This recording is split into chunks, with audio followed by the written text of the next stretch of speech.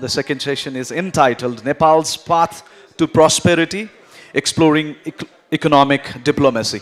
पहिलो सत्रमा हामीले हाम्रो जियोपोलिटिकल जुन लोकेसन हो र हाम्रा अप्ठ्याराहरू हुन्, हाम्रा चुनौतीहरू हुन् र त्यसमा आउने हाम्रा अपर्च्युनिटिजहरू हुन्, हामी त्यसका विषयमा गफ गऱ्यौँ। अब भने हामी इकोनोमिक मुद्दामा, हामी आर्थिक मुद्दामा प्रवेश गर्दैछौँ। म प्यानलिस्टहरूलाई आमन्त्रण गर्न चाहन्छु। सर्वप्रथम सम्माननीय प्रधानमन्त्रीज्यूका आर्थिक तथा विकास सल्लाहकार, पूर्व मन्त्री, पूर्व राजदूत रहिसक्नुभएका डाक्टर युवराज खतिवडा सरलाई म स्टेजमा आमन्त्रण गर्दछु। Thank you sir. र म सँगसँगै नेपाल प्लानिङ कमिसनका former vice chairman, Kathmandu university का प्रोफेसर डाक्टर विश्व पौडेल सरलाई पनि म स्टेजमा आमन्त्रण गर्दछु। त्यस्तै गरी अर्का प्यानलिस्ट FNCCI का chairperson, Honorary Council of the Republic of Indonesia, Mr. Chandra Dhakal. Sir, may we have you here on stage, sir. त्यस्तै गरी Ministry of Foreign Affairs का Joint Secretary, Mr. Kumar Raj Kharel, sir.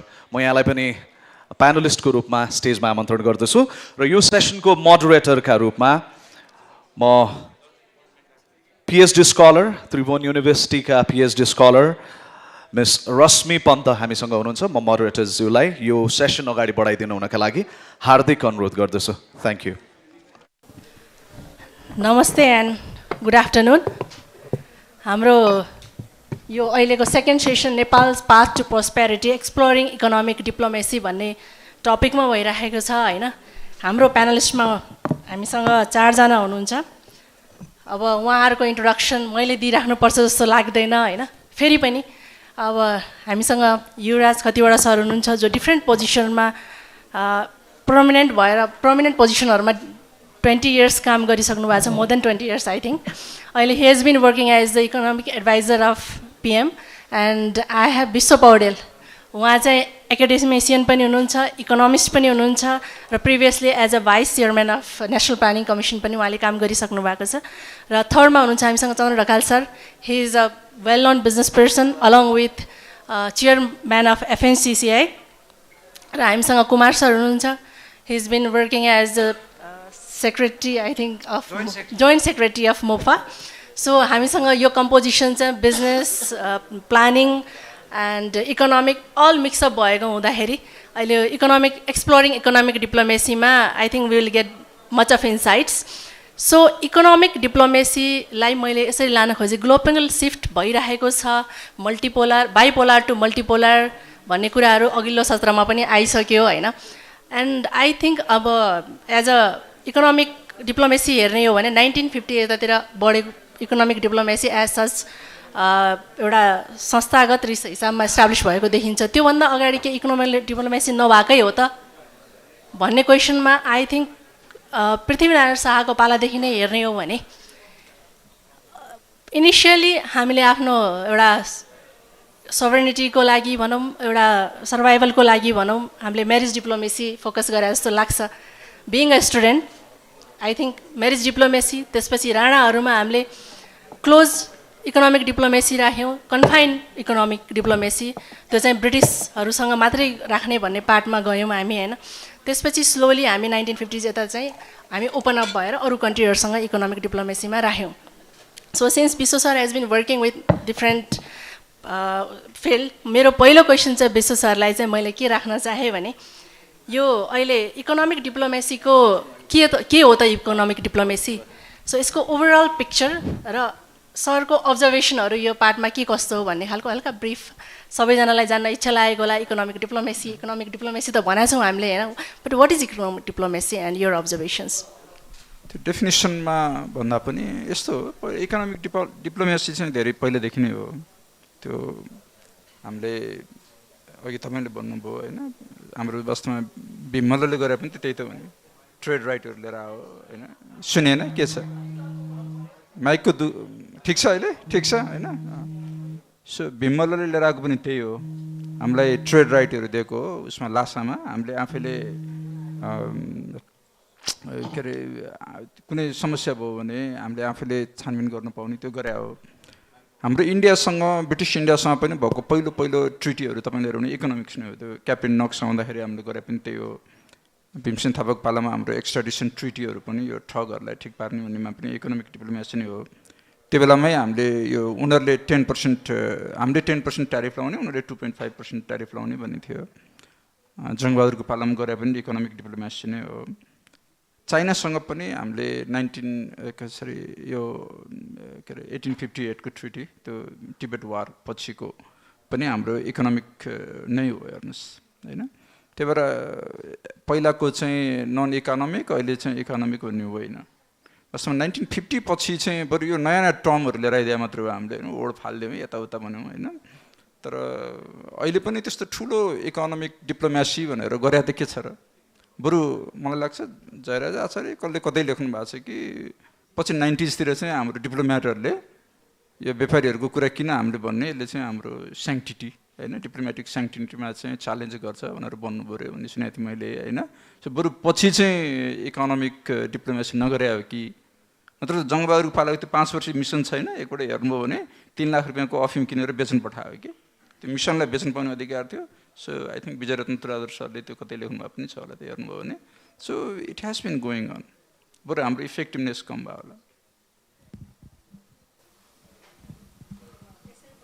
यसैमा मैले जोड्दै हाम्रो चन्द्र सरलाई सोधेँ हैन सरले भनेअनुसारले प्रिभियसदेखि नै हाम्रो इकोनोमिक डिप्लोमेसी त चल्दै आएको हो तर 1990s देखि केही पार्टमा चाहिँ हामी बिजनेस पर्सन भनौँ अथवा त्यसलाई चाहिँ एउटा फर्मलाइजेसनको पार्टमा भनौँ अथवा नयाँ टर्मिनोलोजीको उसमा भनौँ यो नयाँ टर्मिनोलोजीहरू केही ओमिट गरियो केही थपियो त्यो पार्ट हुँदाखेरि जस्तै प्राइभेट सेक्टरहरू पनि त्यसमा चाहिँ अलिकता उदाउँदो उसमा आएको छ जस्तै हामीले डिफ्रेन्ट अर्गनाइजेसनहरूबाट स्टार्ट गऱ्यौँ सागबाटै होला अहिले बिआरआईकै कुरा होला अरू इन्स्टिट्युसनका कुराहरू छन् होइन त्यसमा चाहिँ अब इकोनोमिक डिप्लोमेसी भनेर हामीले पोलिसीहरू लेभलमा केही काम गरेका छौँ छैनौँ होइन र प्राइभेट सेक्टरको त्यसमा समन्वयहरू कस्तो छ गभर्मेन्टसँग यो एज अ एउटा छाता सङ्गठनको चेयरम्यान भएको उसमा सरको अब्जर्भेसनहरू चाहिँ के छ यसमा हस् धन्यवाद सर्वप्रथम त म यो आजको कार्यक्रममा मलाई पनि यो सहभागी हुने मौका दिनुभएकोमा हाम्रो गोपाल सर लगायत उहाँको सम्पूर्ण टिमलाई म धेरै धेरै धन्यवाद दिन चाहन्छु डाक्टर साहबहरूको अगाडि मैले चाहिँ कुरा गर्नलाई त त्यति अलि दकस पनि लागिराखेको छ तर म एउटा चाहिँ के भन्न चाहिँ चाहेँ भने अहिले खास गरेर म चाहिँ इन्डोनेसियाको चाहिँ अनरोड कन्सल पनि हो म विगत 15-17 वर्षदेखि त्यहाँ चाहिँ कस्तो देखिएको चाहिँ छ भने अब हाम्रो एमएस साहब हुनुहुन्छ यहाँ होइन मैले त्यहाँको चाहिँ भन्नाले खास गरेर एम्बेसडरहरूलाई चाहिँ बाहिर पठाउँदाखेरि त्यहाँ चाहिँ वास्तवमा टार्गेटै दिएर चाहिँ पठाएको हुन्छ कन्ट्री स्पेसिफिक हिसाबले भन्नाले अब कुन कन्ट्रीमा चाहिँ सपोज त्यो एम्बेसडर जाँदै हुनुहुन्छ त्यो इन्भेस्टमेन्ट चाहिँ ल्याउनु पर्ने हो कि अथवा त्यो देशको चाहिँ एक्सपोर्ट चाहिँ गर्नुपर्ने चाहिँ हो कि त्यो स्पेसिफिक हिसाबले वास्तवमा टार्गेट दिएर नै भन्नाले जाने गरेको छ मलाई लाग्छ अरू धेरै कन्ट्रीहरूमा खास गरेर यो इकोनोमिक डिप्लोमेसी चाहिँ एकदमै प्रायोरिटी चाहिँ दिएको चाहिँ देखिन्छ अब हामीहरूको ट्रेडिसनल हिसाबमा अघि डाक्टर साहबले भने जस्तै केही हदसम्म चाहिँ हामीले यो हाम्रो नेपालले पनि केही चाहिँ गरेको चाहिँ होला तर त्यो चाहिँ एकदमै नगन्ने चाहिँ छ भन्ने चाहिँ मलाई लाग्छ यो इकोनोमिक डिप्लोमेसीलाई चाहिँ खासै प्रायोरिटी चाहिँ दिएको चाहिँ छ जस्तो मलाई चाहिँ लाग्दैन अब अहिले केही वर्षदेखि एम्बेसडरहरू बाहिर जाँदाखेरि केही न केही अहिले चाहिँ यो भन्दा कन्ट्री स्पेसिफिक हिसाबले टार्गेट दिने चाहिँ गरिएको चाहिँ देखिन्छ र अब त्यो कति भन्नाले हाम्रो चाहिँ रिजल्ट चाहिँ भन्नाले आएको छ छैन त्यो हेर्न चाहिँ बाँकी छ तर उद्योग वाणिज्य महासङ्घले आयोजक छाता सङ्गठनको चाहिँ हिसाबले यहाँले हेर्नुभयो भने म आइसकेपछि खास गरेर म 2 वर्ष जति भयो यो 2 वर्षको बिचमा जहाँ भन्नाले एम्बेसडरहरू चाहिँ नयाँ एम्बेसडरहरू चाहिँ जाँदै हुनुहुन्छ त्यहाँको भन्नाले एकैचोटि जुन एउटा नियुक्ति भएर चाहिँ जाने बेलामा सबै एम्बेसडर साहबहरूलाई हामीले चाहिँ भन्नाले कन्ट्री स्पेसिफिक हिसाबले कमसेकम चाहिँ अब इन्भेस्टमेन्ट चाहिँ ल्याउनु पर्ने चाहिँ हो भने इन्भेस्टमेन्टलाई चाहिँ प्रायोरिटी दिनुहोस्, अथवा हाम्रो चाहिँ सामान चाहिँ एक्सपोर्ट चाहिँ गर्ने चाहिँ देश चाहिँ छ भने एक्सपोर्टलाई प्रायोरिटी चाहिँ दिनुहोस्, होइन हाम्रो चाहिँ भन्नाले जस्तो श्रम रिलेटेड चाहिँ ऊ चाहिँ छ भने त्यसमा पनि प्रायोरिटी चाहिँ भन्नाले दिनुहोस्, र यो चाहिँ वास्तवमा अलिकति टार्गेट चाहिँ नै दिएर चाहिँ गराउनुपर्छ भन्ने चाहिँ हिसाबले वास्तवमा हामीहरूले, म एउटा इन्डोनेसियाको अनररी कन्सल पनि चाहिँ भएको हिसाबले र त्यहाँको चाहिँ भन्नाले स्पेसिफिक हिसाबले त्यो ऊ नै बनाएको चाहिँ हुन्छ, त्यो तपाईँको त्यो एम्बेसडरको चाहिँ भन्नाले त्यो इकोनोमिक डिप्लोमेसीमा चाहिँ कति उसले चाहिँ भन्नाले रिजल्ट ल्यायो र त्यसको आधारमा उसलाई एडिसनल रेस्पोन्सिबिलिटी अथवा ठुलो कन्ट्रीमा पठाउने अथवा त्यस्तो किसिमको चाहिँ मैले चाहिँ त्यो पाएको चाहिँ हुनाले मलाई चाहिँ के लाग्छ भने नेपालको कन्टेक्स्टमा पनि भन्नाले एउटा परम्परागत रूपमा चाहिँ डेफिनेटली भन्नाले त्यो केही मात्रामा चाहिँ भन्नाले पहिला चाहिँ भएको चाहिँ अब भन्नाले अघि डाक्टर साहबले पनि भन्नुभयो, तर अहिले चाहिँ अलिकति इकोनोमिक डिप्लोमेसीलाई चाहिँ अलिक प्रायोरिटी चाहिँ दिएको छ। यो अझ पुग्दैन भनेर चाहिँ भन्न चाहन्छु म चाहिँ, यो चाहिँ अझै भन्नाले चाहिँ एउटा उनै टार्गेटै दिएर भन्नाले जहाँ जहाँ पठाइन्छ हामी कन्ट्री स्पेसिफिक हिसाबले वास्तवमा त्यो देशको चाहिँ रिजल्ट चाहिँ ल्याउनलाई हामीले यदि टार्गेट दिइयो भने वास्तवमा चाहिँ साँच्चै भन्नाले एउटा चाहिँ इकोनोमिक डिप्लोमेसीबाट चाहिँ आउने रिजल्ट आउँछ भन्ने कुरा मैले भन्न चाहेँ। सरलाई मैले यसैमा थप्न चाहेँ, जसलाई सर यो एफएनसिसिआईको उसमा चाहिँ हामीले टार्गेट दिएर पठाउँछौँ, एउटा गाइडलाइन दिएर पठाउँछौँ, अथवा बिजनेस मोटिभ इन्भेस्टमेन्टहरू ल्याउनुपर्छ भन्ने खालको दिएर त पठाउँछौँ होइन, यसको कोअर्डिनेसनमा यसको प्लानिङ पोलिसीमा चाहिँ गभर्मेन्टको रोल चाहिँ के छ? होइन मैले उद्योग वाणिज्य महासङ्घले टार्गेट दिने भनेको चाहिँ होइन, मैले चाहिँ के मात्र चाहिँ भनेको भने मलाई लाग्छ अहिले गभर्मेन्टले पनि एउटा चाहिँ टार्गेट चाहिँ भन्ने कन्ट्री स्पेसिफिक हिसाबमा यो गर्नुपर्छ भनेर सायद चाहिँ अहिले चाहिँ त्यो किसिमको एउटा इस्युहरू चाहिँ आउने गरेको छ। हामीले चाहिँ एज अ प्राइभेट सेक्टरको चाहिँ तर्फबाट कमसेकम चाहिँ उहाँहरू चाहिँ जाँदाखेरि निजी क्षेत्रले चाहिँ देखेको इन्भेस्टमेन्ट ल्याउने अथवा हाम्रो भन्नाले आइटमहरू चाहिँ एक्सपोर्ट गर्ने अथवा यो श्रम रिलेटेड चिजहरूको चाहिँ कुराहरू गर्ने, त्यसलाई चाहिँ हामी ल तपाईँहरू अलिकति चाहिँ उ गर्नुहोस् है, तपाईँहरूले चाहिँ कमसेकम चाहिँ यसलाई प्रायोरिटी दिनुहोस् भनेर हामी एडभोकेसी गर्छौँ। हामी चाहिँ भन्नाले अरू चाहिँ गर्न चाहिँ सक्दैनौँ, एडभोकेसी मात्र चाहिँ गर्छौँ हामी। हस्, धन्यवाद। यसमा चाहिँ मैले कुमार सरलाई सोध्न खोजेँ होइन, सरले चाहिँ भर्खरै हामीले अब एम्बेसेडर पठाउने कुराहरू गर्नुभयो, यसै प्रसङ्गमा हाम्रो जति पनि एम्बेसिजहरू छन् यसो हामीले बुझ्दा चाहिँ, किनभने बिजनेस अथवा टार्गेट इकोनोमिक डिप्लोमेसी एउटा हतियार दिएर त पठाउनु पऱ्यो, त्यहाँ हामीले पठाउँदाखेरि त्यो पठाउने क्रममा चाहिँ 1/3 अफ उसमा चाहिँ त्यति धेरै मोमेन्टम देखिँदैन, जस्तै इन्भेस्टमेन्टका कुराहरूमा होला होइन, हो केहीमा चाहिँ लेबर डिप्लोमेसी पक्कै देखिन्छ, किनभने स्किल म्यान पावर गर्ने त्यो पनि पार्ट अफ इकोनोमिक डिप्लोमेसी हो। तर अरू एम्बेसिजहरूमा हाम्रो त्यो टाइपको इकोनोमिक डिप्लोमेसीमा हामीले एक्सनहरू यो गर्ने, यो गाइडलाइन हाम्रो एउटा प्लान भनौँ न, अथवा प्लानै भन्दा पनि त्यसलाई एउटा पोलिसी भिजन चाहिँ अब यो इकोनोमीतिर ल्याकिङ हो अथवा हामी त्यसलाई चाहिँ बाहिर ल्याउन नसकेका हौँ भन्ने पार्टमा सरले अब पोलिसी लेभलबाट के कसो भनेर यसमा क्लेरिफाई गरिदिनु पऱ्यो। धन्यवाद यो कार्यक्रमको आयोजकलाई यो अवसर दिनुभएकोमा। हाम्रो रेशमीजीले उठाउनु भएको चाहिँ नि रश्मिजीले उठाउनु भएको कुरा 1/3 मिसनहरूले चाहिँ नि इकोनोमिक डिप्लोमेसीमा अलि एक्टिभली काम गरे जस्तो देखिन्छ, अरू देखिँदैन भन्नुभयो।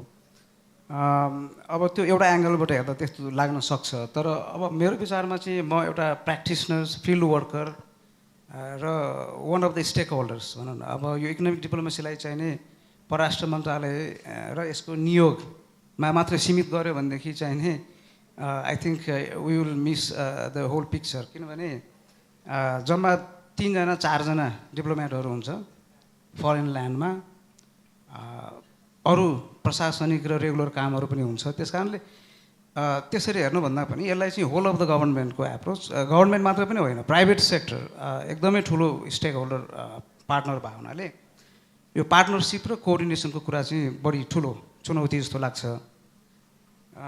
अब यो इकोनोमिक डिप्लोमेसीलाई के भन्ने कुरा त पृथ्वीनारायण शाहको पालादेखि राणाकालदेखि नै पनि हामीहरूले चाहिँ at the heart of the national interest चाहिँ नै इकोनोमिक नै हो, पोलिटिकल पछि, तर पोलिटिकल पावरको बेस पनि सोर्स पनि इकोनोमी हो। त्यस कारणले इकोनोमिक इन्ट्रेस्ट त हामीले हर हमेसा हेरिराखेका हुन्छौँ। हामीले चाहिँ कन्सुलर सेवा दिँदाखेरि पनि एउटा चाहिँ हेल्पलेस अथवा चाहिँ अप्ठ्यारोमा परेको नेपाली एम्बेसीमा चाहिँ आइपुग्दाखेरि जुन सेवा दिन्छौँ त्यो पनि part of the economic diplomacy भनेर बुझ्नुपर्छ। त्यस्तो खालको चाहिँ ब्रोडर हिसाबले हेऱ्यो भने के देखिन्छ भन्दाखेरि हामीले पछिल्लो समय चाहिँ नि सरकारको एफर्ट एउटा रणनीतिक रूपमा योजनाबद्ध रूपमा अघि बढिराखेको देख्छौँ। सक्सेसिभ गभर्मेन्टहरूले नेसनल कन्सेन्ससका साथ यो स्टार्टिङ फ्रम 1980s को लेटतिर I think liberalisation economic liberalisation सँगसँगै डेभलपमेन्टल एस्पिरेसनहरू मिट नभएको कन्टेक्स्टमा गाह्रो परिरहेको अवस्थामा फर्दर लेभरेजहरू के हुन सक्छन्, फर्दर एभेन्युजहरू टुल्सहरू के हुन सक्छन् र वैदेशिक फ्रन्टमा हामीले चाहिँ के गर्नुपर्छ भनेर चाहिँ नि इकोनोमिक डिप्लोमेसीको शब्द अलिक बढी कोइनेज भएर चाहिँ यो करेन्सीमा आएको हो। अनि मिड 90sतिर आइपुग्दाखेरि हामीहरूले त्यसलाई इन्स्टिट्युसनल्ली अध्ययनहरू गरेर विभिन्न चाहिँ कार्यदलहरू मार्फत अध्ययन गरेर मन्त्रालयभित्र पनि त्यसलाई चाहिँ नामाकरण एउटा महाशाखाकै पनि सुरुमा इकोनोमिक रिलेसन्स कोअर्डिनेसन डिभिजन र पछि गएर अहिले चाहिँ नि पोलिसी प्लानिङ डिभिजनमै एउटा चाहिँ नि शाखा छ। अब अहिलेको रिसेन्ट अर्ग्यानोग्राममा चाहिँ अलग्गै इकोनोमिक डिप्लोमेसीको एउटा अलग्गै संस्था के अरे महाशाखा बन्दैछ जोइन्ट सेक्रेटरीले हेड गर्ने गरेर। र त्यसै अनुसार हामीले चाहिँ नि 2075 सालमा चाहिँ नि आर्थिक कूटनीतिको देशगत रणनीति पहिलो पटक चाहिँ नि जारी गरेका छौँ। त्यसलाई पनि रिभ्यू गर्नलाई अहिले चाहिँ आइआइडिएसले त्यसलाई अध्ययन गरिरहेको छ। उहाँहरूलाई चाहिँ हामीहरूले अहिलेको रियालिटीलाई रिफ्लेक्ट गर्ने गरेर चाहिँ त्यो जिम्मेवारी दिएका छौँ। र यो एउटा आर्थिक कूटनीति कार्यविधि के अरे निर्देशिका पनि छ जस अन्तर्गत चाहिँ आर्थिक कूटनीति सञ्चालन तथा अनुगमन एउटा समिति पनि छ परराष्ट्र मन्त्रीको नेतृत्वमा, अन्य मन्त्रालयका सचिवहरूको संलग्नतामा। त्यसले चाहिँ त्यो देशगत रणनीति तय गरेर आर्थिक कूटनीतिका क्षेत्रहरू स्टार्टिङ फ्रम ट्रेडिसनल यो एडको कुरा भयो, त्यसपछि चाहिँ trade, investment promotion, foreign employment, अहिले त क्लाइमेट डिप्लोमेसी हुँदै हुँदै टेक्नोलोजी ट्रान्सफरदेखि लिएर डायस्पोरालाई समेट्ने कुराहरूसम्म त्यसको चाहिँ आर्थिक कूटनीतिको विषयवस्तु बनाइएको छ। र कुन देशमा कुन एलिमेन्ट कुन डाइमेन्सन चाहिँ नि ले प्राथमिकता पाउँछ त्यसको आधारमा कामहरू भइराखेको छ। विशेष गरेर खाडी र मलेसिया जस्ता चाहिँ हाम्रो श्रम आप्रवासन बढी भएको देशहरूमा चाहिँ त्यहाँ रहेका सबै मिसनहरू नै इकोनोमिक मिसनहरू वास्तवमा। पोलिटिकल्ली हेर्ने हो भने हाम्रो पोलिटिकल इन्ट्रेस्ट त्यति चाहिँ गहिरो देखिँदैन। अब केही होला रिप्रेजेन्टेसनल हिसाबले, तर बेसिकली यी मिसनहरू खोल्नुको पछाडि इकोनोमिक इन्ट्रेस्ट नै हो। त्यस कारण होल मिसनलाई नै एउटा इकोनोमिक मिसनको रूपमा लिनुपर्ने हुन्छ। अब अरू देशहरू जस्तै डायस्पोरा चाहिँ बढी भएको अमेरिका, क्यानाडा, अस्ट्रेलिया, युके जस्ता देशहरूमा चाहिँ नि त्यो डायस्पोराको एलिमेन्ट बढी प्रखर हुन्छ। अब भारत, चीन जस्तो देशहरूमा ट्रेडको, जर्मनी, अमेरिकामा ट्रेडको कुराहरू। त्यस कारणले म चाहिँ के भन्न चाहन्छु भने यो कुन एङ्गलबाट हेर्ने त्यस अनुसारको पिक्चर देखिन्छ। अब मेरो आह्वान एउटा चाहिँ अनुरोध चाहिँ के छ भन्दाखेरि यसलाई टोटालिटीमा हेरौँ र प्राइभेट सेक्टर सबभन्दा बिगेस्ट प्लेयर हो। हामी त एकदमै पार्टनरसिप गर्न जति प्रस्तावहरू लिएर चाहिँ एमबिसीमा आउनुभयो। अब एमबिसीमा रिसोर्सको हिसाबले आश गरेर आउनुभयो भने इट्स भेरी डिफिकल्ट सिचुएसन। किनभने पछिल्लो म फिगर दिन्छु, यो अहिलेको चालु आर्थिक वर्षको चाहिँ हाम्रो आर्थिक कूटनीतिको बजेट 16 करोड छ, अघिल्लो वर्ष 12 करोड थियो। एउटा मिसनलाई जस्तै अमेरिका जस्तो, म अमेरिकाबाट भर्खरै फर्केको डिसीबाट, त्यहाँ चाहिँ नि हाम्रो त्यही 30-40 लाखको चाहिँ नि बजेट छ। त्यो भनेको $20-25 हजार हो। अब $20-25 हजार अब कस्तो भने यदि आर्थिक कूटनीतिलाई चाहिँ नि एडभर्टिजमेन्ट क्याम्पेनै चलाउने अब त्यो हिसाबले हेर्न थाल्यो भने त्यो व्यावहारिक छैन। तर त्यति बजेटबाट र त्यति म्यान पावरबाट कोअर्डिनेसन गर्ने, आउटरिच गर्ने, मान्छेहरूलाई भेट्ने, सम्बन्धहरू विकास गर्ने, परिआएको बेलामा चाहिँ नि पोलिटिकल लिडर्सलाई, गभर्मेन्टलाई भेटाउने, एउटा चाहिँ नि प्राइभेट सेक्टरलाई भेटाउने, कम्पनीहरूलाई चिनाउने, त्यो काम गर्न सकिन्छ। त्यो हिसाबले हामीले काम गरिरहेका छौँ। त्यस्ता कामहरू चाहिँ भिजिबल पनि देखिँदैन। अब पछिल्लो समय हाम्रो चाहिँ नि अघिल्लो आर्थिक वर्षको चाहिँ टोटल फिगर कति छ भने 370वटा कार्यक्रमहरू हामीले त्यो 12 करोड बजेटबाट गऱ्यौँ। त्यसमध्ये 250वटा चाहिँ बजेट खर्च भएर भएको छ।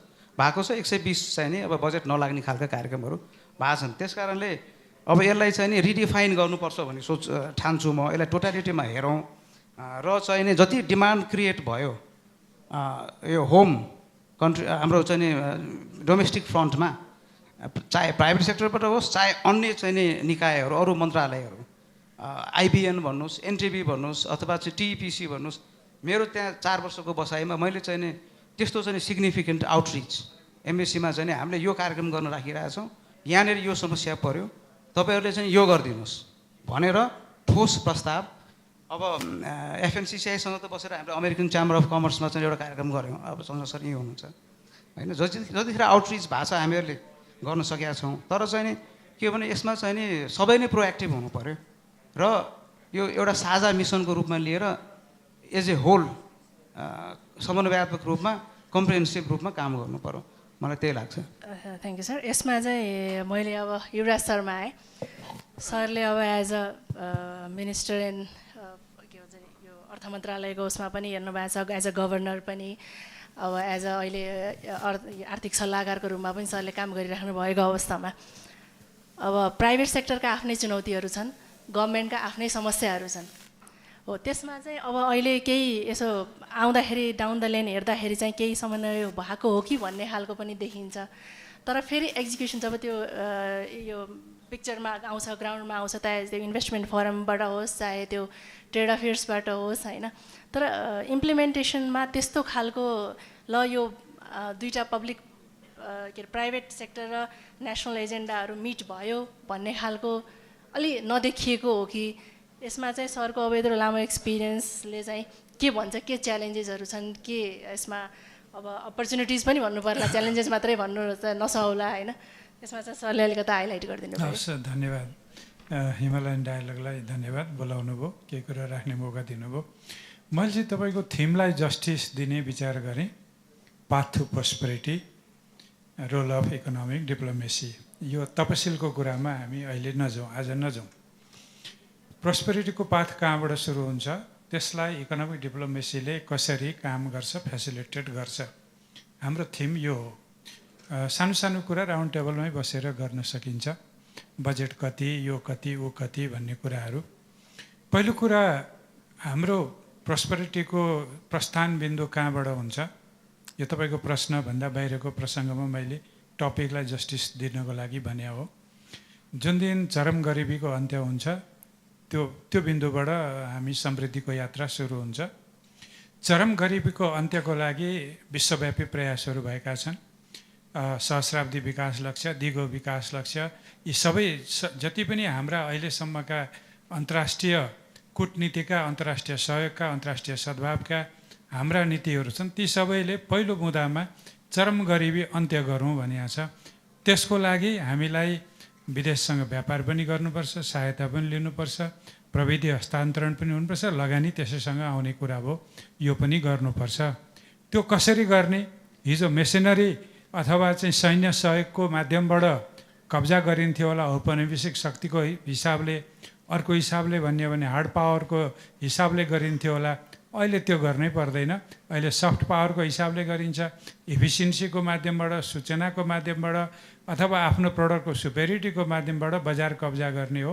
त्यो बजारलाई पेनिट्रेट गर्नको लागि हामीले वैधानिक बाटोबाट कूटनीतिलाई प्रयोग गर्ने हो। त्यसो हुनाले आर्थिक कूटनीति भनेको हाम्रो देशको समृद्धिको यात्रालाई अघि बढाउनको लागि प्रयोग गरिने, र त्यो गर्ने भनेको सरकारले मात्रै होइन, कुमारजीले मात्रै गरेर हुँदैन। कुमारजीले ठिकै पोइन्ट उठाउनु भएको छ, त्यसमा चन्द्रजीको भूमिका हुन्छ, सिभिल सोसाइटीको मान्छेको भूमिका हुन्छ, G2B को कुराहरू हुन्छ, B2G को कुराहरू हुन्छ, B2B कै कुराहरू पनि हुन्छन्, G2G कै कुराहरू पनि हुन्छन्।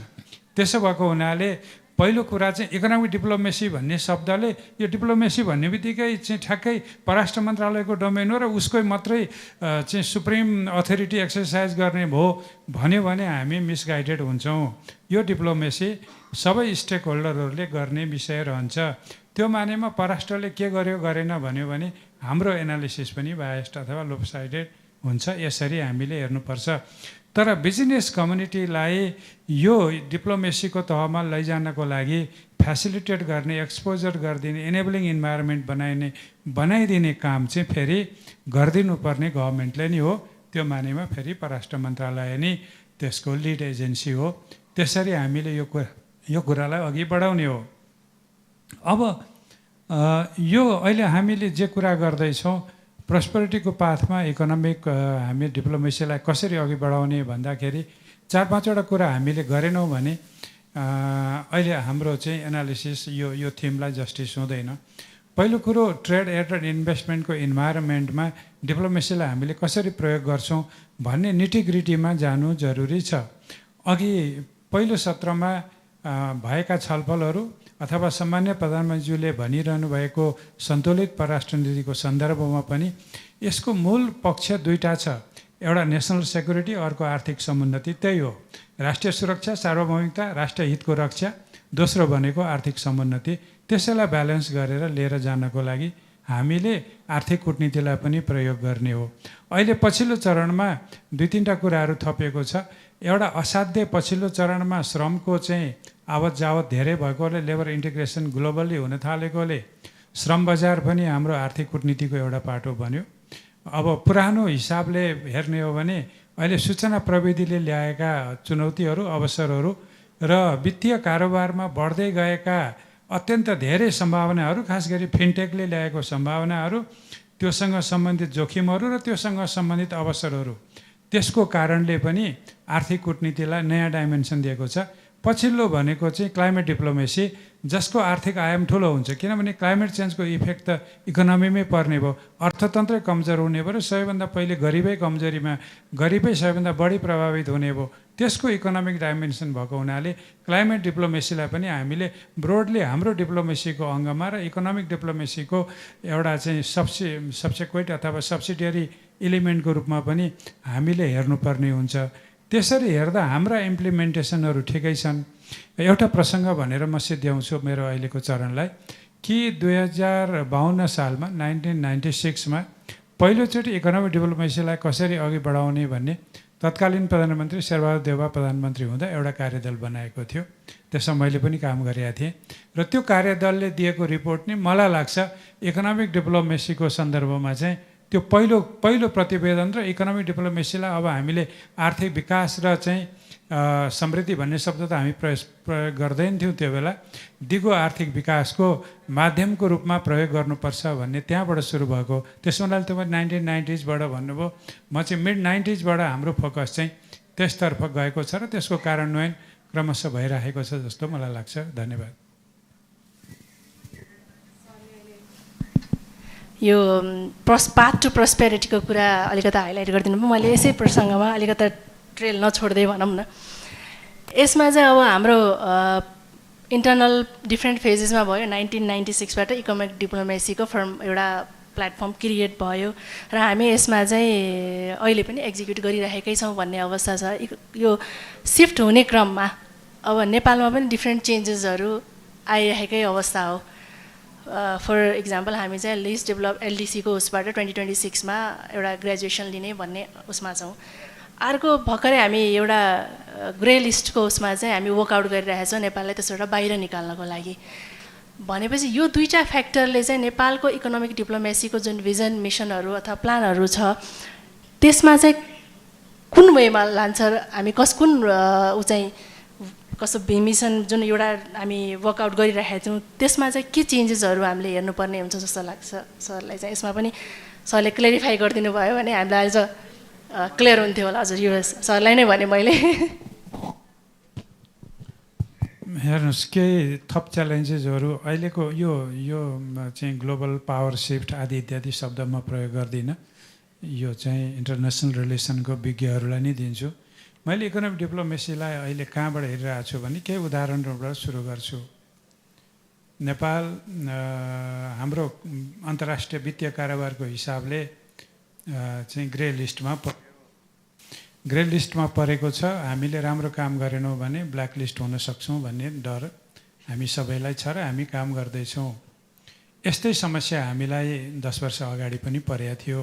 हामीले हाम्रो इकोनोमिक डिप्लोमेसीलाई र फरेन पोलिसीको हाम्रो रिलेसनलाई हामीले प्रयोग गऱ्यौँ र हामी एउटा चाहिँ सङ्क्रमणकालीन अर्थव्यवस्थामा छौँ। हामी लामो 1 दशकभन्दा लामो युद्धबाट आएको देशहरू हौँ। हाम्रो जस्तो देशहरूमा संस्थाहरू बन्न, कानुन बन्न, कार्यान्वयन गर्न समय लाग्छ। त्यसकारण हामीलाई केही समय दिनु पर्यो तयारी गर्नको लागि र हामी विश्वको चाहिँ एउटा व्यवसायको मापदण्डमा हामी पुग्न सक्छौँ भनेर त्यो डिप्लोमेसी नै गरिएको थियो र त्यो सफल भएको थियो। यस्तो डिप्लोमेसी हामीले अहिले पनि गरिरहनुपर्छ, यो कुरा हामीले बिर्सनु हुँदैन। दोस्रो डिप्लोमेसी भनेको के हो भने दिगो विकास लक्ष्य हामी हासिल गर्छौँ भनेर 2030सम्मको लागि लक्ष्य लिएर बसेका छौँ। त्यसको लागि इन्टरनेसनल सहयोगको अन्तर्राष्ट्रिय सहयोगको प्रतिबद्धता छ।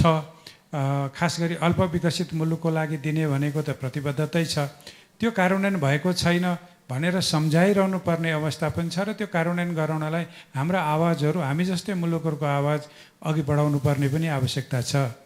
अब एलडिसी ग्रेजुएसन भइसक्दाखेरिको अवस्थामा एलडिसी ग्रेजुएसन पछि फेरि हामी फर्केर अल्प विकसित मुलुकमै झर्नु नपरोस् भन्नका लागि हामीले पाइरहेका व्यापारका सहुलियतहरू केही सङ्क्रमणकालीन अवधिको लागि हामीलाई निरन्तरता दिनु पर्यो।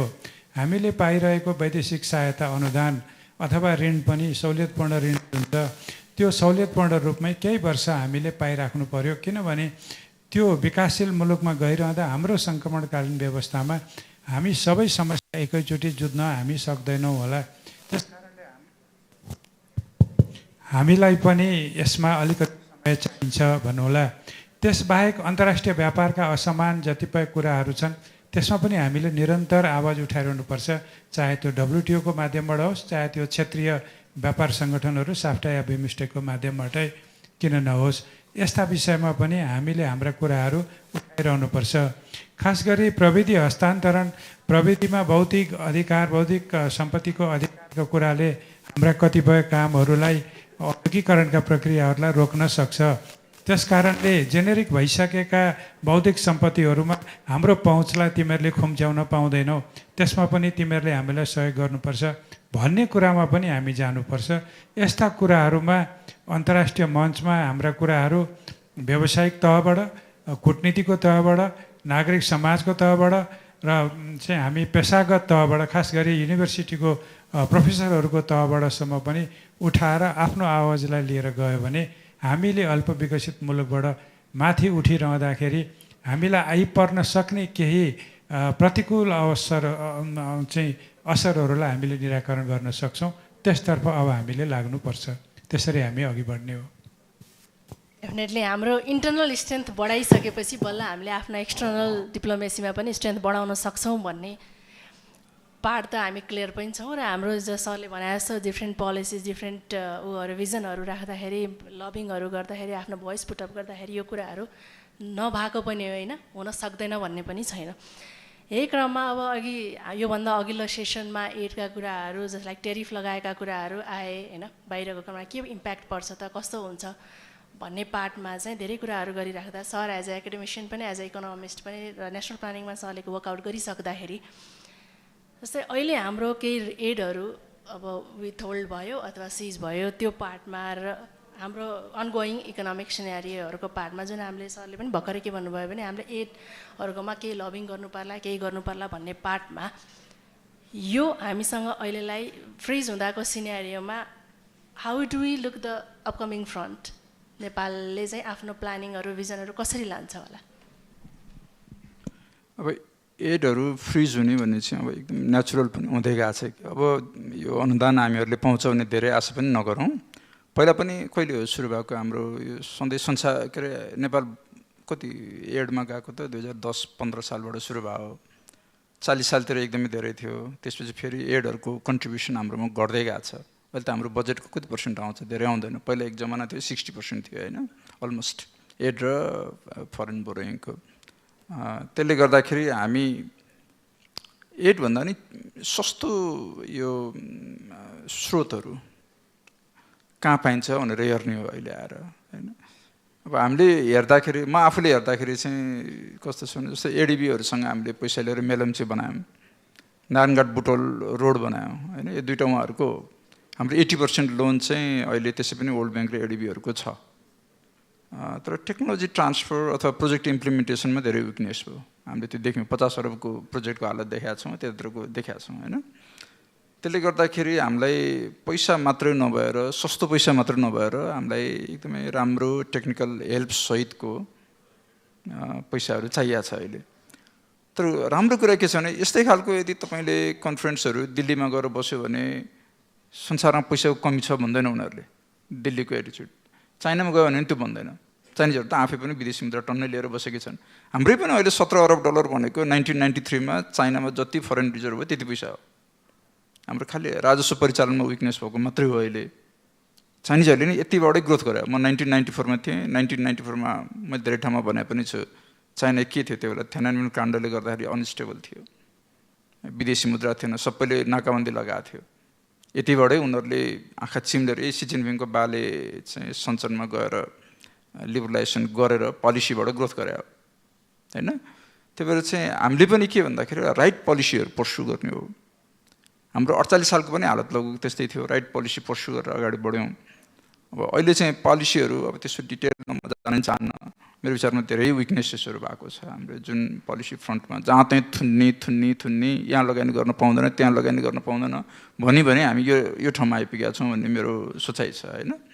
यो अवस्थामा गभर्मेन्टले बिग पुसको लागि, गभर्मेन्ट ठुलो स्पेन्डर भएर अगाडि बढेर एउटा होइन इकोनोमी अगाडि बढाउँछु भनेर सोच्ने हो भने तपाईँले भने जस्तै सस्तो ठाउँहरू अझै पनि हामीसँग धेरै अभाइलेबल होला।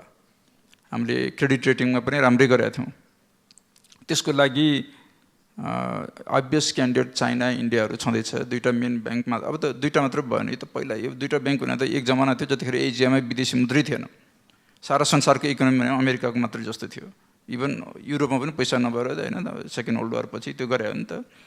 त्यो भएको हुनाले ओल्ड ब्याङ्क, IMF, ADB भन्ने त अब ADB को एक वर्षमा कति छ अहिले, $24 अरब यस्तै त होला होइन खर्च, त्यति त हो नि होइन। त्यो भनेको अहिले वास्तवमा चाइनाको पोलिसी ब्याङ्कहरू त्योभन्दा बढ्ता होला हेर्नुहोस् होइन। त्यो भएको हुनाले धेरै छ, अहिले धेरै अप्सन छ संसारभरि।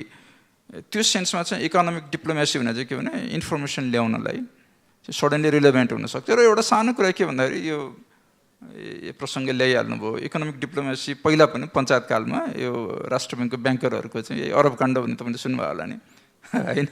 यस्तै म सिंहदरबार बस्दाखेरि अब मन्त्रीज्यूले कति फिल गर्नुभयो, यस्तो फ्रड मान्छेहरू आउँदो रहेछ सिंहदरबारमा चाहिँ। एउटाले आएर भन्छ कि नेपालले चाहिँ यति रुपियाँ पाउँछ, यस्तो चाहिँ कुन ट्रेजरी कता लुकाएर राखेको छ, अलिअलि खर्च गर्नु पऱ्यो भन्ने छ। हाम्रो पालामा एकजना मेयर साहब नि यस्तै फ्रडहरूको चक्करमा परेर के भयो भन्ने सुनेको थिएँ मैले होइन। यस्ता फ्रड मान्छेहरू नेपालले यति $अरब पाउँछ, उति $अरब पाउँछ, तर सरकारले अन्डर राइट गरिदिनु पऱ्यो। पान्जा चलाउने तर सरकारले अन्डर राइट गरिदिनु पऱ्यो होइन। यस्तै भनेर पञ्चायतकालमा पनि हत्तु गराएको थियो एक जमानामा होइन। अनि यस्तो बेलामा चाहिँ त्यो बेला पनि भ्यान्डरबिल्ट पढ्नु भएको एकजना सेन्ट्रल ब्याङ्ककै अफिसरले चाहिँ बचाएँ भन्ने मैले सुनेको न्यारेटिभ चाहिँ इन्फर्मेसनले पनि देशलाई बचाउँछ कि।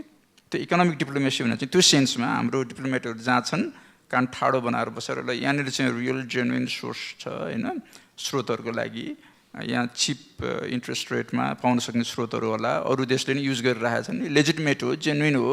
एमबिसीसँग त्यसपछि हामी बरु अगाडि बढाउँला, सरकारसँग त्यसपछि टक गरौँला होइन भन्ने। र फ्रडहरूको चक्करमा हाम्रो यहाँ त अब सबै खालको मान्छे आइपुग्छ होइन, त्यसकोमा चाहिँ नपरौँ भनेर भन्ने। यस्तो खालको इन्फर्मेसनलाई पनि इकोनोमिक डिप्लोमेसीहरू एकदम युजफुल हुन्छ। यसैमा थप्दाखेरि सरले भर्खरै के भन्नुभयो भने हामीले सस्तोमा ऋण खोज्न होला अथवा यो होला, त्यो चाहिँ US के अरे इन्डिया चाइना जस्तो देशहरू अथवा US सँग हामीले गरिरहेछौँ। तर अहिले हामीसँग यसो हेर्दाखेरि अब हामीले बुझ्दाखेरि चाहिँ मिडल जुन इस्ट कन्ट्रीहरू छ उनीहरू पनि हाम्रो कन्ट्रीमा आएर इन्भेस्ट गर्नलाई रेडी छ। कालो बिरालो सेतो बिरालो भन्ने नै छैन, यहाँ त मुसा मार्ने बिरालो खोज्ने हो। तर त्यसमा चाहिँ फोकस नगरेको हो कि हामीले उनीहरूसँग नै हाम्रो हो। पहिला कुवेत फन्डहरूसँग केही कामहरू भएकै हो, सबैतिर भएको हो। अलि इन्ट्रेस्ट रेट आइभयो होइन, दुईवटा बिरालो साधो भयो होइन। कसैले नै मुसा मारिरहेको छैन, मुसा पनि धेरै छ यहाँनिर, त्यो समस्या भइरहेको छ होइन। तर हामीहरूले खोज्ने त अब अहिले यस्तो वास्तवमा फरेन हामीले लिएको लोनको एभरेज इन्ट्रेस्ट रेट सबै 8.5 कति अहिले 8.5 $9 अरब जति होला हाम्रो होइन। एभरेज 0.73% छ। अहिले लो इन्ट्रेस्ट रेटमै छौँ हामी। तर प्रब्लम कहाँ छ भने जस्तो मलाई तपाईँले भन्नुहुन्छ भने पोखरा बुटोल रोड अहिले 4 लेनको बनाउनु मन छ, त्यसको रेट अफ रिटर्न 10% होला। म एकपल्ट राति धनराज गुरुङ दाइरोमा ड्राइभ गरेर गएको 200 वटा यतै इन्डियन नम्बरको गाडीहरू देखेँ। तिनीहरू यस्तो बिजोको रोडबाट हिँडिरहेका छन् होइन। I can see high rate of return there होइन। तर हामी के भनिरहेको छौँ भने यो 1% चाहिँ अथवा आइडोन्ट नो 0.75% लोन कहिले पाइन्छ भनेर कुरेर त्यसलाई 10 वर्ष पछाडि गर्ने प्लानमा बसिरहेका छौँ कि जस्तो लाग्छ मलाई। यसमा चाहिँ हामीलाई आवश्यकता पऱ्यो भने, अनि यसमा धेरै विवाद हुनसक्छ मलाई थाहा छ होइन, तर आवश्यकता पऱ्यो भने हामीलाई कन्डिसन कम राख्ने, फाइल एउटा पास गरेर 9 महिना नलगाउने एउटा विदेशी स्रोत फेला पऱ्यो भने हामी चाँडै जानुपर्छ। किनभने जनताहरू धेरै वेट गरिसकेका छन् विकासको लागि। And we should be in some cases we should be courageous. त्यो भनेर तपाईँको होला ह्यामन्टोटा टाइपको काम गर्ने होइन होइन फेरि राम्रो काम गरेर नराम्रो काम गरे पनि मान्छेले थाहा पाउँछ कि अन्त श्रीलङ्कामा के अहिलेको जमानामा मान्छेले पैसा खाएर विदेशमा लगेर होइन सारा दुनियाँलाई झुक्याउँछ भनेर सोचेर हुँदैन कुनै पनि मार्कोसहरूले पनि चलाएको थिएन कुनै पनि देशको मान्छेले त्यो चल्न सक्दैन हेर्नुहोस् होइन त्यही भएर चाहिँ राम्रोसँग गऱ्यो भने मान्छेले थाहा पनि पाउँछ So definitely we are open for all the grants and with any country until and unless त्यसमा चाहिँ हामीले एउटा रिजनेबल उसमा र अन टाइम बेसिसमा आउँछ भन्ने नै बुझियो या अब मतलब यही प्रसङ्गमा त नभएर पब्लिक प्राइभेट एन्टिटीको सर भर्खरै थाइल्यान्डमा एउटा एग्रिमेन्ट पनि गरेर आउनु भएको छ होइन जेबिसीको सो यसमा युएस के हाम्रो असिन चाइना इन्डियाहरूसँग डिफ्रेन्ट कन्ट्रिजमा यो जोइन्ट एउटा बिजनेस कमिटी भनौँ अथवा यस्तो टाइपको एग्रिमेन्टहरू गर्दै आएका छौँ र जहाँसम्म लाग्छ यो हाम्रो उसमा एउटा भिजिटमा स्टेट भिजिटहरूको केसेसमा बिजनेस एन्टिटिजहरूले पार्टिसिपेट गरेकै सिनेरियो छ अहिलेसम्म अब मैले यसमा अलिकति रुखो भएर भन्नुपर्दाखेरि हामी business entity just for the participation मात्रै पार्टिसिपेट गर्छौँ अथवा यस्ता एग्रिमेन्टहरू गरिसकेपछि एक्जिक्युसनमा आउँदाखेरि कतिको वेटेजले आएको छ हस् धन्यवाद मैले तपाईँले सोधेको चिज भन्नुभन्दा पहिला मैले अलिकति हाम्रो कुमार सरले राख्नुभएको अघि जुन यो खास गरेर यो मिसनहरूको जुन भन्नाले रिसोर्सको चाहिँ कुरा गर्नुभयो भने वास्तवमा हामीले पनि फिल गरेको चाहिँ के छ भने यो रेभिन्यूको चाहिँ हिसाबले वास्तवमा चाहिँ सरकारको लागि धेरै ठुलो चाहिँ रेभिन्यू भन्नाले त्यो एमएससी अथवा त्यो मिसनबाट चाहिँ कलेक्सन गरेर हुन्छ होइन तर एकजना स्टाफ चाहिँ त्यहाँ नथपेको कारणबाट वास्तवमा धेरै चिजहरू भन्नाले हामीले लुज गरिराखेको जस्तो मलाई पनि चाहिँ फिल भएको चाहिँ छ यसको मतलब चाहिँ अझै हामीले एउटा चाहिँ जुन एउटा भनौँ न एकजना एमएससीको चाहिँ तर्फबाट म एउटा सानो 2000तिरको कुरा चाहिँ म लगेँ होइन सायद हाम्रो सचिवजी हुनुहुन्थ्यो कि जस्तो लाग्छ परराष्ट्रमा त्यति बेला हामीले मलेसियाबाट रेमिट्यान्स चाहिँ सुरु गर्नलाई भन्नाले चाहिँ पहल गऱ्यौँ र त्यति बेला वास्तवमा चाहिँ त्यो ब्याङ्ककले चाहिँ हेर्थ्यो मलेसिया चाहिँ त्यो ब्याङ्कक एम्बेसीको एम्बेसडर लगायत सबै चाहिँ त्यहाँको भन्नाले टिम चाहिँ भन्नाले त्यति बेला हाम्रो जनकबहादुर शाह चाहिँ एम्बेसडर हुनुहुन्थ्यो दीपक धिताल र नारायण मैनाली चाहिँ भन्नाले त्यहाँको चाहिँ हुनुहुन्थ्यो वास्तवमा त्यो हामीले त्यो सुरु गर्दाखेरि उहाँहरूले यस्तो भन्नाले अब त्यो काम चाहिँ भन्नाले त्यो एउटा इन्डिभिजुअल व्यवसायीले व्यवसाय सुरु गर्न खोजेको भन्दा पनि त्यो चाहिँ कन्ट्रीकै लागि भन्ने चाहिँ हिसाबले उहाँहरूले यस्तो पोजिटिभ हिसाबले चाहिँ अगाडि बढाउनु भयो वास्तवमा त्यो सुरु भइसकेपछि यहाँले हेर्नुभयो भने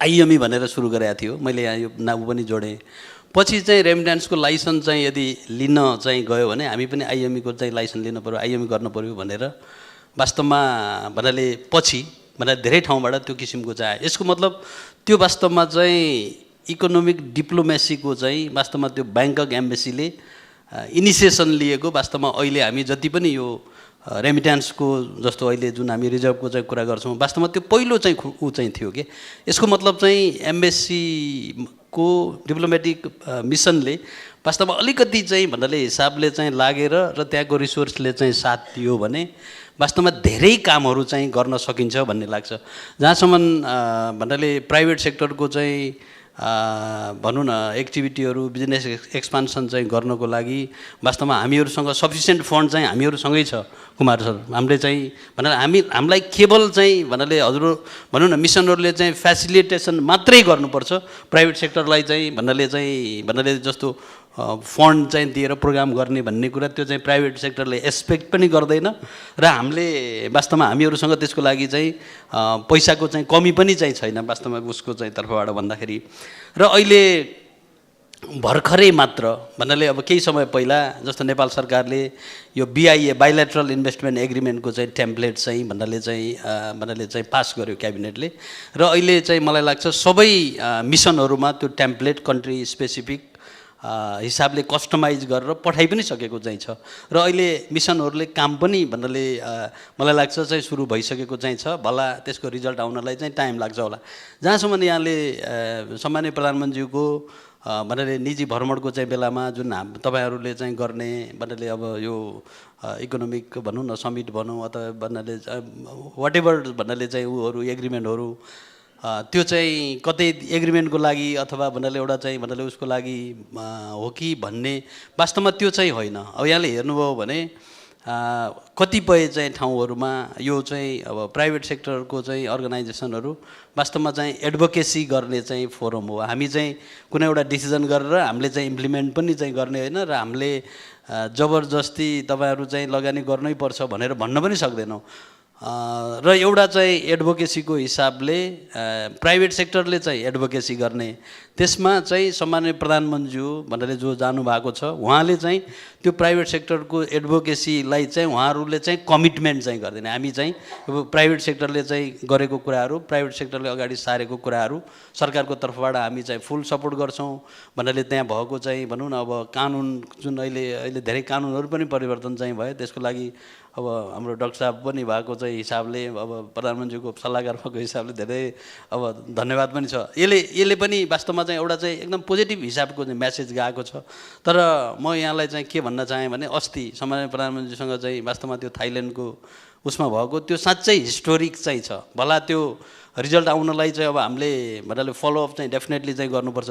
तर त्यहाँको चाहिँ जुन त्यो बिजनेस कम्युनिटीहरू रियलमै त्यो हामीसँग जुन भन्नाले एग्रिमेन्ट चाहिँ भयो, जुन उहाँहरूको चाहिँ जुन पार्टिसिपेट जुन गर्नुभएको चाहिँ थियो, त्यो रियलमै इन्भेस्टरहरू र उहाँहरू यो रिजनमा थाइल्यान्ड बाहेक अरू यो रिजनमा चाहिँ इन्भेस्टमेन्ट पनि गरेको, तर नेपालमा पनि उहाँहरूले त्यो चाहिँ भन्नाले केही न केही भन्नाले अपर्च्युनिटी भयो भने हामी जानुपर्छ भन्ने हिसाबले लागेको चाहिँ हिसाबले मलाई लाग्छ यो अस्तिको चाहिँ जुन एमओयू छ त्यो पनि एकदमै रिजल्ट आउँछ भन्ने आशामा छ। र त्यस्तै एमओयूहरू हामी जस्तो चाइनामा चाहिँ गऱ्यौँ, दुबईमा गऱ्यौँ, भन्नाले इन्डियामा चाहिँ गऱ्यौँ, भन्नाले अब जस्तो कतारमा पनि हामी चाहिँ गरेको चाहिँ छौँ। र त्यसले डेफिनेटली त्यसले के गर्छ भने फलोअप त गर्नु पऱ्यो, तर त्यसले चाहिँ एउटा चाहिँ सर्टेन टाइमपछि रिजल्ट चाहिँ क्रमशः चाहिँ दिन सुरु गर्छ। जुन चिज चाहिँ हाम्रो चाहिँ एक्सपेक्टेसन पनि त्यही हो। यहाँलाई म भनौँ प्राइभेट सेक्टरको भनेको सम्माननीय प्रधानमन्त्रीजी जाँदाखेरि अब एमएससीले के गरिदिनु पऱ्यो भने हामीले पैसाको लागि केही समस्या छैन, हामी भन्नाले चाहिँ खर्च गर्छौँ एफएनसिसीआईको तर्फबाट अथवा कुन संस्थाबाट चाहिँ हामी प्रोग्राम गर्दैछौँ खर्च गर्छौँ, तर त्यहाँको एरेन्जमेन्ट चाहिँ फेरि चाहिँ हामीले चाहेर मात्रै पनि हुँदैन। अब एउटा एफएनसिसीआई जस्तो संस्था जाँदाखेरि एउटा एग्रिमेन्ट अथवा एउटा भोइस त राखेर आउनु भएको छ होइन। त्यसलाई चाहिँ हजुरलाई एमएससीहरूलाई मिसनहरूलाई जस्तै हामीले एउटा उहाँले के भन्नुभयो भने फाइनेन्सियली सपोर्ट गर्नु पर्दैन, we are capable of that होइन। तर भिजन मिसन टुलहरू अरू टेक्नोलोजिकल सपोर्ट होला, अरू कुराहरू होला होइन। त्यो प्लेटफर्म दिनलाई यहाँहरूलाई अरू इन्टर रिलेटेड मिनिस्ट्रिजहरू अन्त इन्टर रिलेटेड डिपार्टमेन्टहरूको कोअर्डिनेसन अथवा के कस्तो तरिकाले अगाडि बढाउनुहुन्छ त? क्वेसन हो यो। मैले पनि जोड दिन खोजेको त्यही अघि पनि त्यही नै जोड दिन खोजेको थिएँ। हामीहरू चाहिँ we are very eager to put all our weight behind our private sector. विदेशमा जाँदाखेरि जहिले पनि एउटा सफल नेपाली व्यवसायी ट्रेडर जोसुकै होस् उहाँहरू जानुभयो र उहाँहरूले चाहिँ नि हाम्रो केही सपोर्ट साथ खोज्नुभयो। हाम्रो गुड अफिसेस हो नि सबभन्दा ठुलो रिसोर्स त एज ए नेसनको रिप्रेजेन्टेसन गरेर बसेको हुनाले होल नेपालको ब्रान्ड अथवा चाहिँ हाम्रो क्रेडिबिलिटी नै हामीले प्रयोग गर्ने हो। त्यही नै सबभन्दा ठुलो रिसोर्स करेन्सी हो। त्यो हामी चाहिँ नि फुल्ली उहाँहरूको पछाडि लगाउँछौँ। त्यसबाट ठुलो सन्तुष्टि पनि मिल्छ एज ए पर्सनल्ली स्पिकिङ होइन। जहिले पनि त्यसरी एउटा बिजनेसलाई उहाँहरूको काम अगाडि फेसिलिटेट गर्न पाइयो भने आजको दिन राम्रो भयो, आज राम्रो काम गरेँ भने जस्तो जसरी चाहिँ त्यो कन्सुलर सर्भिसमा जति चाहिँ नि अप्ठ्यारो परेका सेवाग्राहीहरूलाई सेवा दिँदाखेरि सन्तुष्टि मिल्छ, हाम्रो त सरकारी सेवाको त विषय अब एउटा इन्जोय गऱ्यो भने सबभन्दा ठुलो कुरो त्यही नै हो। हामी पैसा कमाउनु त सरकारी जागिर खा होइन, यो बेसिकली भलन्टरी एउटा पब्लिक सर्भेन्ट नै भन्छ नि। विदेशतिर त त्यो हिसाबले हेरिन्छ। त्यस कारणले हाम्रो ठुलो मोरल एउटा चाहिँ नि आधार पनि हो होइन। त्यस कारणले तर यहाँ के छ भने समन्वयको कुरा गर्दाखेरि चाहिँ अब यो चाहिँ रियली धेरै हार्डवर्क गर्नुपर्ने एरिया हो। विशेष गरेर म पहिला पनि नेपाल टुरिज्म बोर्डमा पनि काम गरेको अनुभव छ मलाई। अनि त्यसपछि अब नेपाली हाम्रो इकोनोमिक डिप्लोमेसीको अझ अरू मेन स्पेसलाइज्ड एजेन्सिजहरू भनौँ न जसको लागि नै ती एजेन्सीहरू बनाइएका छन्। आइबिएन भयो अब इन्भेस्टमेन्ट ल्याउनको लागि, ट्रेड प्रमोसनको लागि टिइपिसी छ, टुरिज्म प्रमोसनको लागि नेपाल टुरिज्म बोर्ड छ। त्यसै गरी कमर्स डिपार्टमेन्ट छ होइन, अब एफएनसिसिआई यी सबै को बिचमा चाहिँ नि यो समन्वयको चाहिँ मेरो विचारमा यस कल्चरल फेनोमेनन पनि होला यो।